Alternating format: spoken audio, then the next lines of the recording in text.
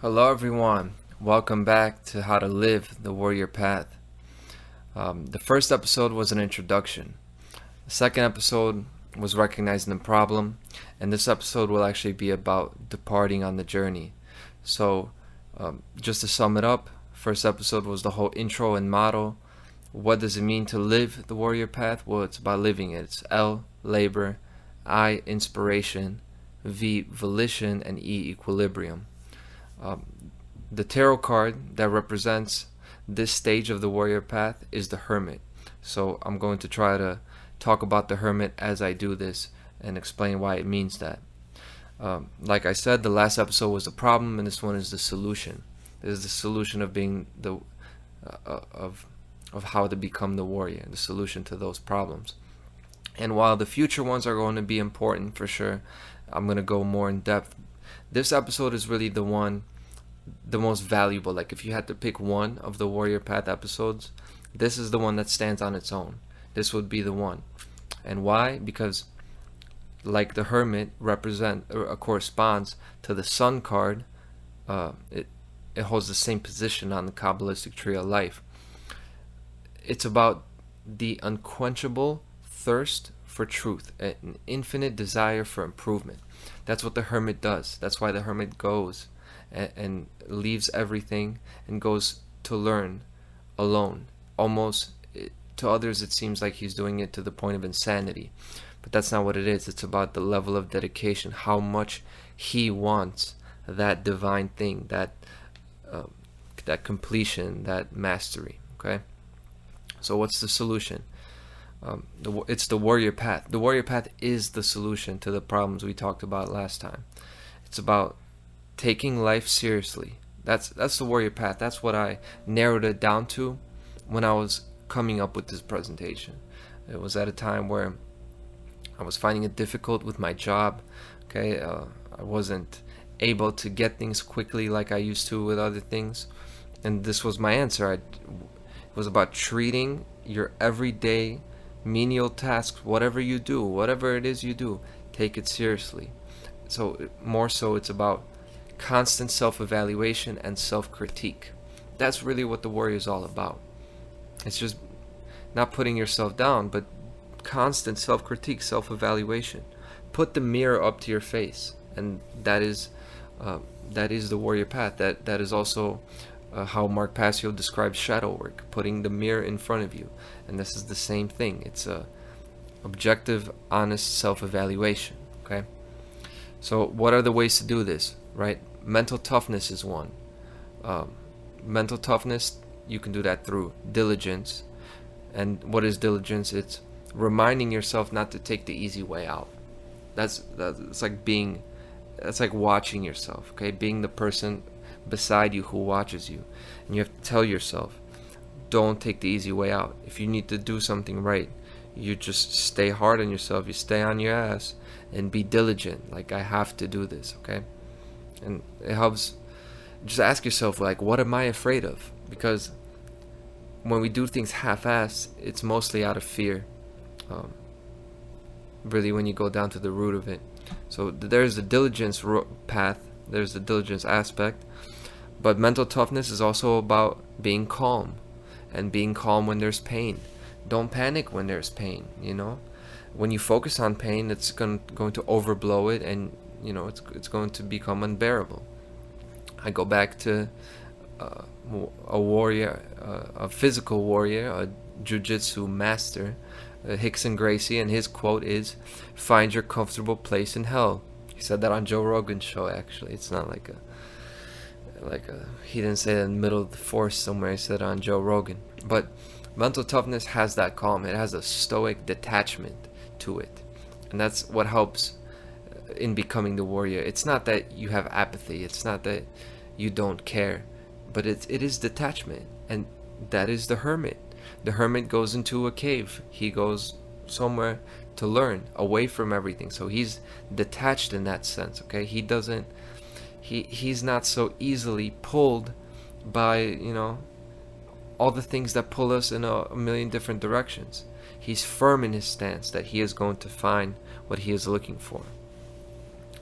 Okay, and that kind of detachment allows tasks to get done, like a computer. The computer doesn't get tired. It doesn't care if it's, has a lot to do or multiple tasks. If it can do it, it's going to do it until it crashes. Okay. Now, I'm not saying do things until you crash, but that detachment will allow you to push harder. And the warrior isn't a computer or a machine. It's quite the opposite. But getting the physical body to obey you like a machine allows your mind and your heart to align with the higher principles. You want your heart and your mind to be free to think about other things. Okay, you don't want them to think about how tired you are. You don't want to get anxious about how much you don't want to go to work. You want those things free. You say, fuck it. My body's going to do that, but my mind is not going to be there. If you have to do something that you don't like, you need to learn that almost dissociation. Okay, some of these techniques in the warrior path are going to be a bit dark, but that's okay. Okay, it's okay to embrace the dark side. The warrior has to embrace the dark side. If you don't embrace the dark side, how are you going to become the warrior of anything? Free your mind and your heart, and don't bring it down to the level of the body. Okay, when the body's on autopilot, that's when your higher faculties are free to explore higher matters, and that's being in the zone. That's the flow state. Okay, that's having the body on autopilot because you're freeing up the higher aspects of you. That's mental toughness. Now, there's mental toughness, and then there's purpose, and purpose is just as important. And what is your purpose? You have to restate what your purpose is, whatever it is. You have to force yourself to habitually verify and reaffirm what your mission is. You have to remember what you're trying to do. The hermit, he has the light and he's walking in the darkness.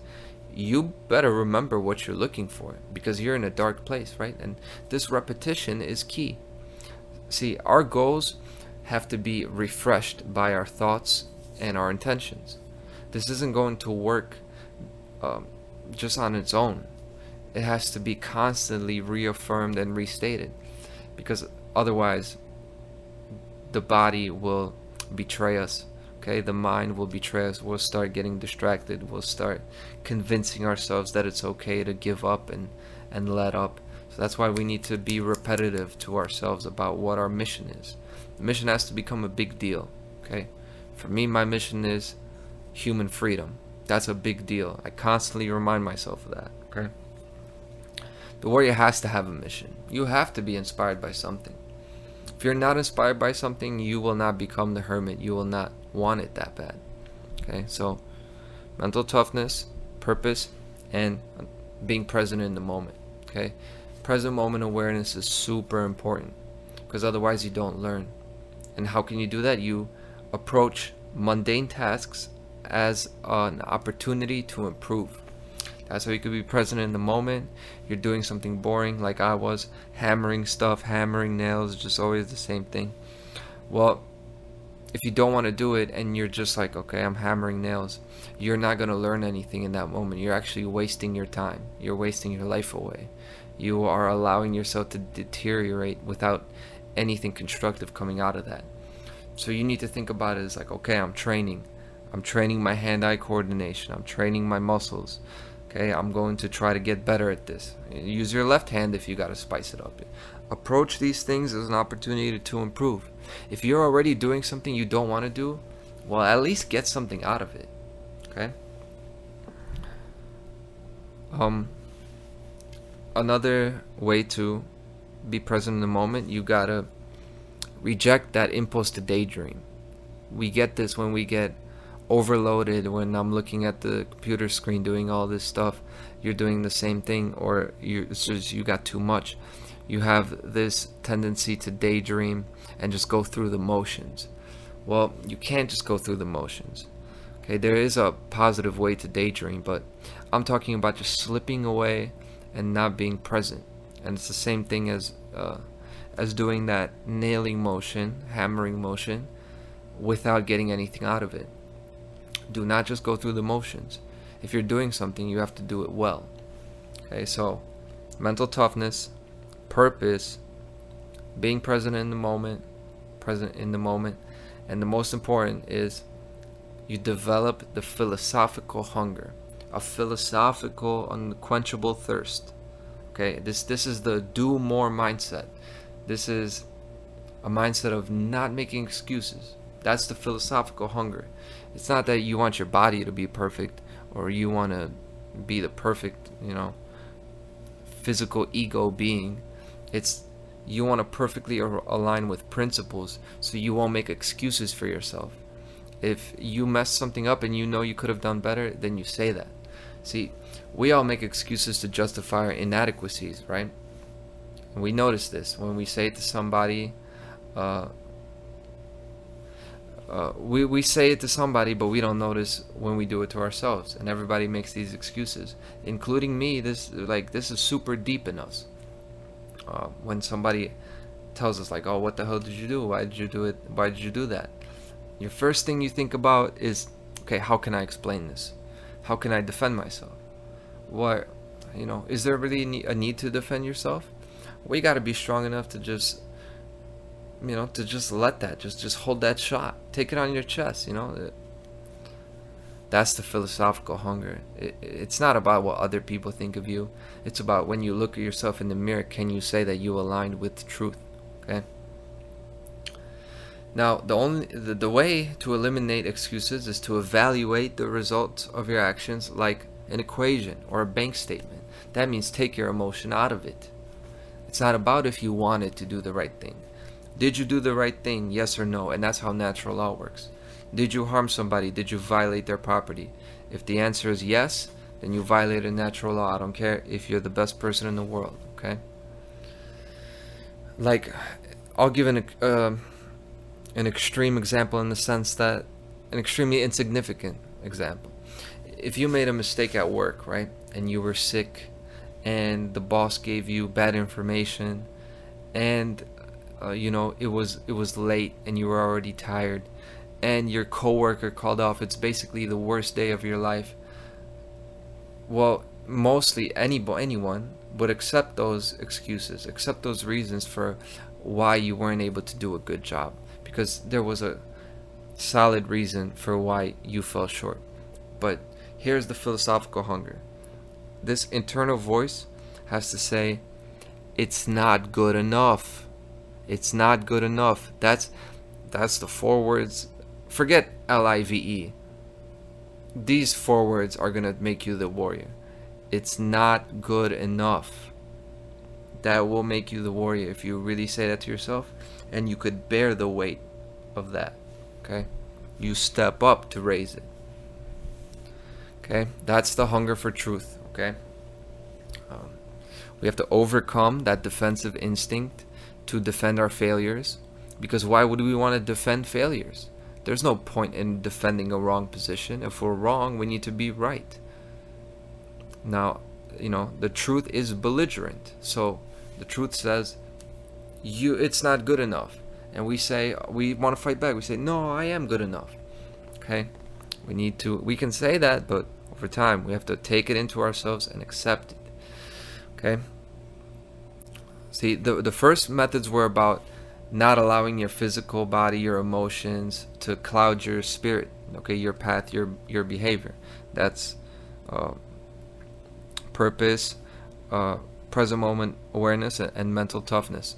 Okay, that deals with like the physical being, but this is philosophical. Okay, it's about not allowing your mind to cloud it. Okay, and not allowing your mind to hold incorrect views and ideas about yourself. And truth is what is, so it's fully 100% reality. Our mind will fall short of that reality inevitably, right? But the warrior chases it anyway. We say it's not good enough and we chase it anyway. Okay, so mental toughness, purpose, present moment awareness, and philosophical hunger. And I'll add a final word, because this final word was added recently, whereas the first part I already said this in my presentation over a year ago. But I've added this since then. I've learned a lot in the past year, and the hermit, when you look at the hermit, it comes across as self-centered. Comes across like the hermit is about himself. He's cutting everyone off to work on himself, and all this about the self, and even looking in the mirror. Well, it's not about the self. The warrior path in this stage is not about the self. It's not about looking in the mirror and being perfect. It's actually about others. See, the hermit stage and the warrior path is about self-mastery, but in the way that the body is a tool, a perfected tool. And the warrior sees himself as a tool and as a weapon, but not for himself. A weapon to be perfected to help others, to help the innocent, to help women and children, and to help inspire other warriors. That's what it's all about. Thank you for checking it out. I'll see you in the next episode.